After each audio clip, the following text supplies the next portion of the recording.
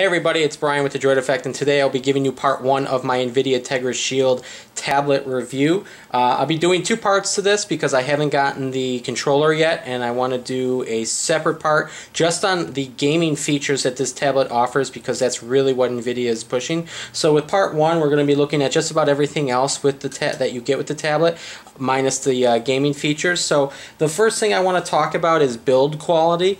A lot of people have talked about how this is very reminiscent of a Nexus tablet. In fact, if you look at the back here where it says Shield, it definitely reminds me of like a Nexus 7.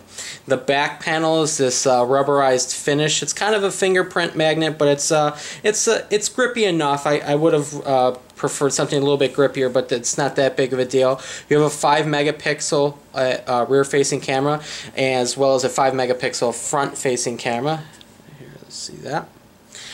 Alright, so flipping it over to the front, you have dual-facing speakers. Okay, one right there and one right there. At the bottom of the tablet, you only have a base port. There's nothing else at the bottom. I think you can see that. And then at the top, you have all of your ports. So you have your micro USB, your mini HDMI, okay, 3.5 millimeter headphone jack, and another base port. So you get a lot of great sound with this, and I'm going to be demonstrating that to you shortly. The front, if you look at the display here, it's a 1920 by 1200 IPS panel.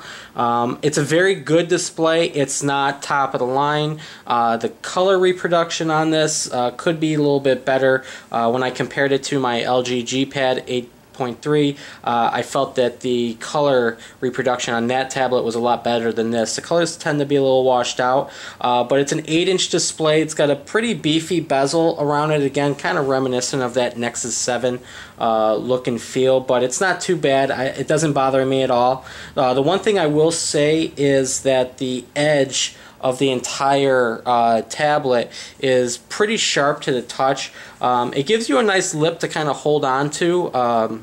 One of the things I had to complain about my G-Pad, it's not as nice as, let's say, the Galaxy Tab Pro that I had reviewed earlier, but it does give you something to grip onto. Now, on the right side, you have your power button, your volume rocker, and your micro SD card slot, which supports up to 128 gigs, and I'll be showing you what you can do with that later. The buttons are decent. The power button could be a little bit stiffer, could have a little bit more tactile feel. It's a little squishy. The volume rocker is perfectly fine. I don't have any problems with that. So, but the overall build quality of this is pretty stellar as far as feeling solid in the hand. You definitely hold this and you don't think it's cheap. It's one of those devices that it's not something that's really polished like an iPad or an LG G Pad or any of the aluminum backed tablets that are out there, but it definitely doesn't have a cheap feel to it. It really feels sturdy. Like I could throw this into my bag and not worry about it. So if you're looking for something a little bit more robust, this is definitely a tablet to keep your eye on. If you want something a little bit, I don't know, prettier or a little bit more polished, then you're probably going to look past this. So now, for those of you who haven't been following me or following the development of this tablet, let me tell you that it is powered by probably the most powerful mobile processors that is out right now, the Tegra K1. This tablet has 2.2 gigahertz Tegra K1 processor. It's got 2 gigs of RAM with 16 gigs of internal storage. So, but really what it comes down to is that Tegra K1. This is a powerhouse. And previous Tegra chips, I've never really been impressed with. The Tegra 3, the Tegra 4, never really delivered on the promises that they had given us. But this does. This is by far the smoothest experience I've had on an Android tablet. Everything works so fast. It easily blows away my G-Pad, and my G-Pad is not a slow device, but this is like, this thing flies. Okay, this is like a jet. Apps open up really quick. Let's open up the Play Store. Okay. load times, I mean, everything is quick and snappy. The animations are fantastic. This is one of those few devices where, you know, I can never use the term lag-free, but this is as close to lag-free as I've ever seen. Now, it's not perfect. I will mention that every now and then, and it's only happened maybe 5 times, but I feel that that's enough to mention it in the review, where the responsiveness to the touch on the display just wasn't there. So I'd try to scroll and it just hang, and it would hang for about 1 or 2 seconds. It's so rare it doesn't take away my love of this device, but it has happened enough where I feel I should be mentioning it. It's a new device, it's a new chip, it's already been given an update as soon as I got it, so I expect NVIDIA to really follow up and continue supporting this device. Now, since I have it in this stand here, I'm going to be showing off those speakers that I was talking about. So I'm going to open up Google Play Music, and I've already got a song picked out that I like, and here we go. Turn that on.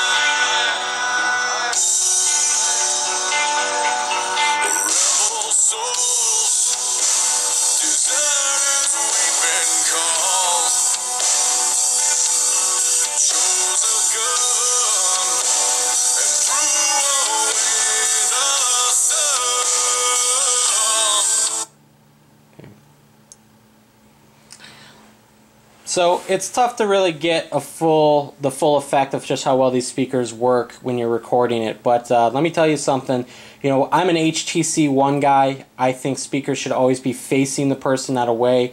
And these speakers sound fantastic. Listening to music, playing games, watching videos. You know, the sound is very rich. When you hold it in landscape mode, your hands go over these bass ports that I was mentioning earlier on the side, and what that does is that reflects the bass back at you, so you even get a better sound when you're actually physically holding the device like that. So that's another thing to consider, and it's something I can't really replicate right now with it on the stand. So another feature that I want to talk about is that micro SD card slot. So for those of you who know, most apps you cannot move to an SD card. There's ways around it if you're rooted. Some devices let you do some things. With the Shield, because they realize that games are so big, and 16 gigs will get filled up really quickly. I have a 64 gig SD card slot. Okay. And I've already moved a bunch of games over to that. Oops. So one of the things I want to go over is what you do. So if you go to, let's say, apps, okay, and you can do this from the app drawer, but we'll just go here. Oops. Let me do this. Okay, Badland. That's a game that's featured in the Tegra Zone. If I click on that, you'll see I can move it to the SD card. Okay. So if I click on that, it'll take a while, but it's going to transfer most of the data. It doesn't transfer everything, but most of it, I've discovered, works its way over to the SD card, freeing up a ton of space. I recently installed Max Payne, the Android version, and it was about, it was a little over, I think it was like 1.6 gigs, and it moved almost all of that over into the SD card. And when I play it, as long as you've got a really good SD card, class 10, you shouldn't have any problems with that. So that's a huge bonus. That lets you still can't write to SD cards because of KitKat. There are rooted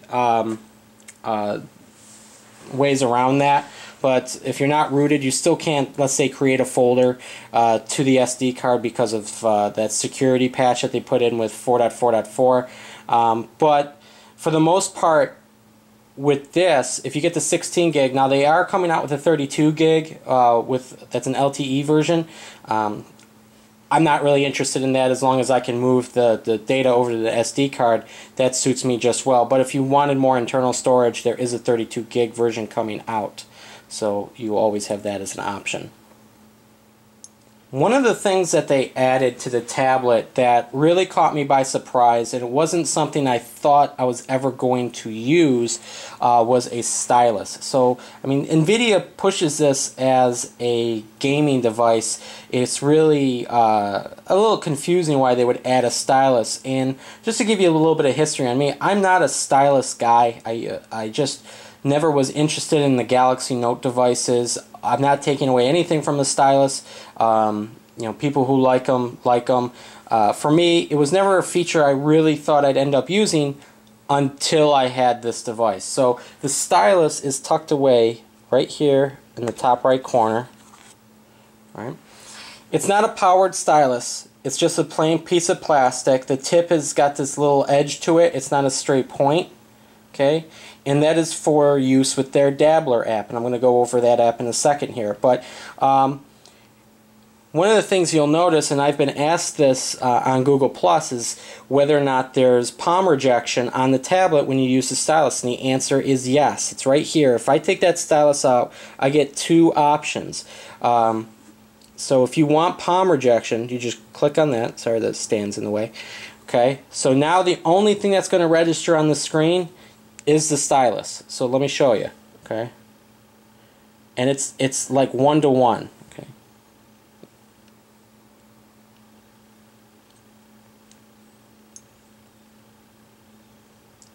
now as I said, I was not a stylus guy. I didn't think I'd ever use this, but I'll tell you, using the stylus while I'm holding this, you know, I'm laying on the couch, just makes the device more pleasurable to use. Just being able to scroll through, you know, Chrome and scroll through my Google Plus and Facebook feeds and easily swipe. I mean, it's a 1-to-1 contact with this. NVIDIA did a very good job of bumping the hardware and the software to really take advantage of using a stylus without having the stylus have to be powered. So kudos to them.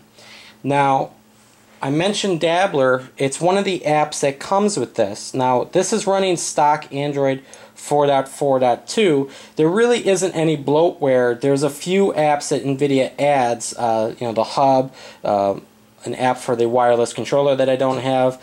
Okay, console mode in the NVIDIA Dabbler. I think they also have, there's a handwriting and note-taking app for the stylus, as well as Evernote, which has been optimized to use the stylus. I don't really use the stylus to take notes.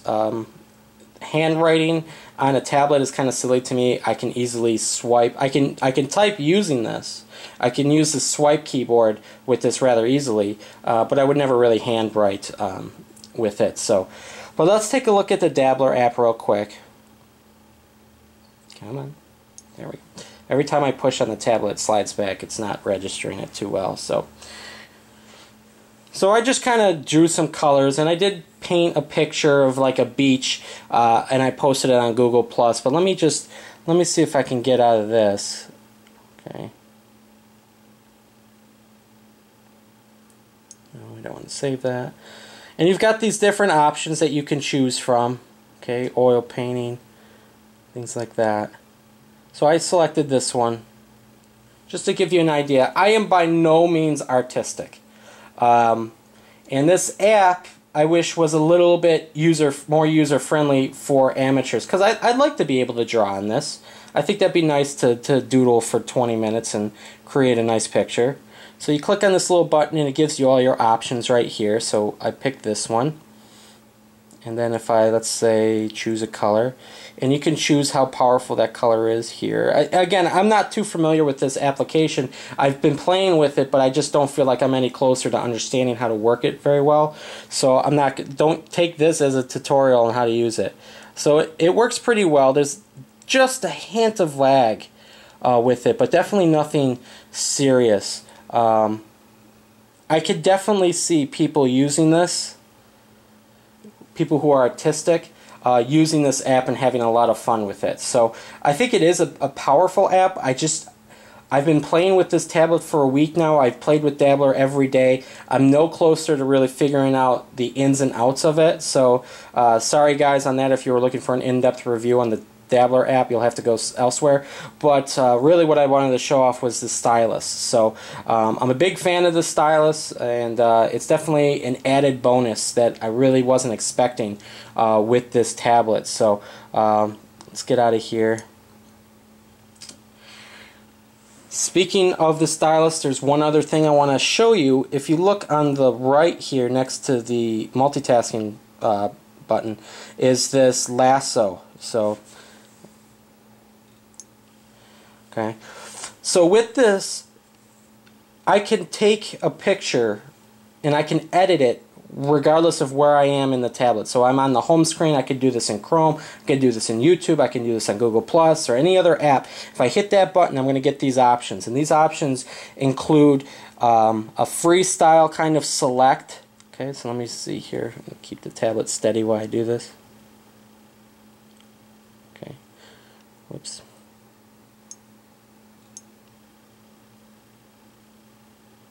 There we go.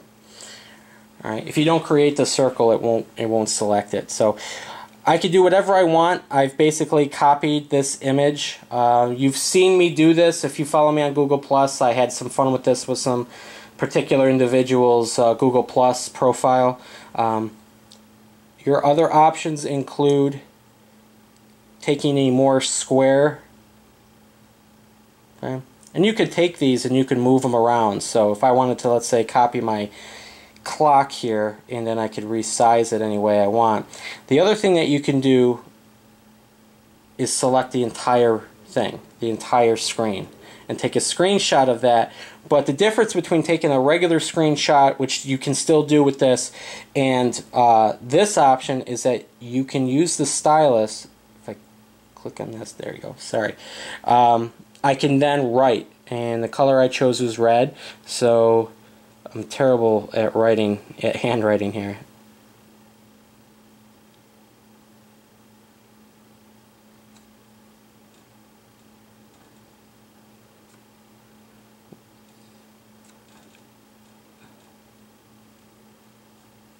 Okay, so again, I'm not the best. I don't have the best penmanship. I can't draw, so really, you know, on paper I should hate this, but I do like it. So this is nice to have this Stylus, because if you use PDFs a lot and you have to sign your name to them, you can do that with this. You have the option to add a signature, and you can write that signature and put it in the on the signature line of a PDF. In fact, I've already used that. Somebody asked me on Google Plus how well this works with PDFs, and this thing flies. So let me kind of show you that, because some of you were interested in that. Yes, exit. Okay, so if I go to Adobe Reader here, and the only PDF I have on this right now is my DVR Plus user guide, so bear with me. Some people were asking how well this works, okay? And it works very well. I mean, it's very smooth. And if I wanted to, let's say, add a note here, if I long press here, it gives me, I could add a note, text, freehand, or signature. Wherever I held that, that's where the signature will go. So if there was a signature line here and I hit the signature option, I could sign it, and then it would have my signature. It's pretty much like freehand. You could freehand it. I think the signature option gives you a little bit more tighter controls over it than freehand. So, but reading PDFs, I mean, it works very well. So this is just a user guide for my DVR, but it gives you an idea of how well PDFs look and feel on the Shield tablet. So. Now, I would never advocate using a tablet for a camera, but it does come with a camera. It's a 5-megapixel rear-facing camera, and to be honest, the quality of the pictures are pretty substandard. I would never use this as a standalone shooter. It just doesn't handle bright lights very well. The pictures lack any sort of fine detail. The biggest issue I have is the contrast ratio between a light and a darker surface is just way off. I will say this though, it does take a pretty decent video Here's my dog Luke running around with his stick. The video is not bad, so you could use this as a video recorder if you wanted to, record an event.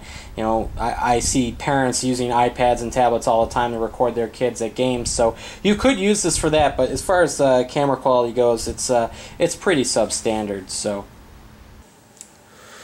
So that's the end of part 1 of my NVIDIA Shield Tablet review. I'm going to go way more in depth with the gaming features that this has in part 2.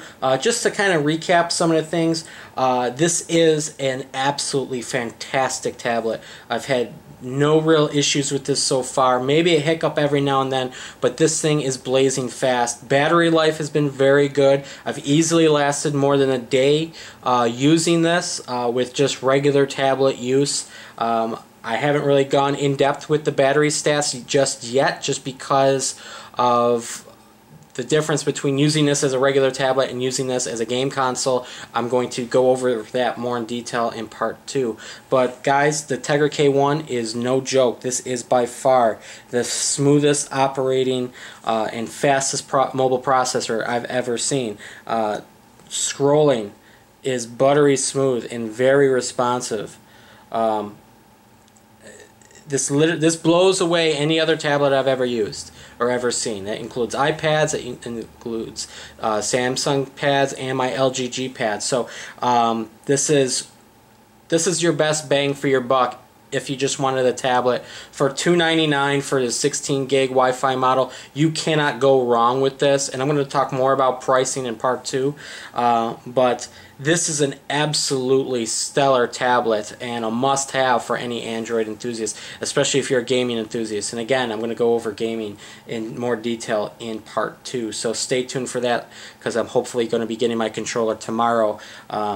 So I'll be able to put this tablet through its paces. But guys, this is really the tablet I've been waiting for a very, very long time. So stay tuned for part 2. And again, thanks for watching.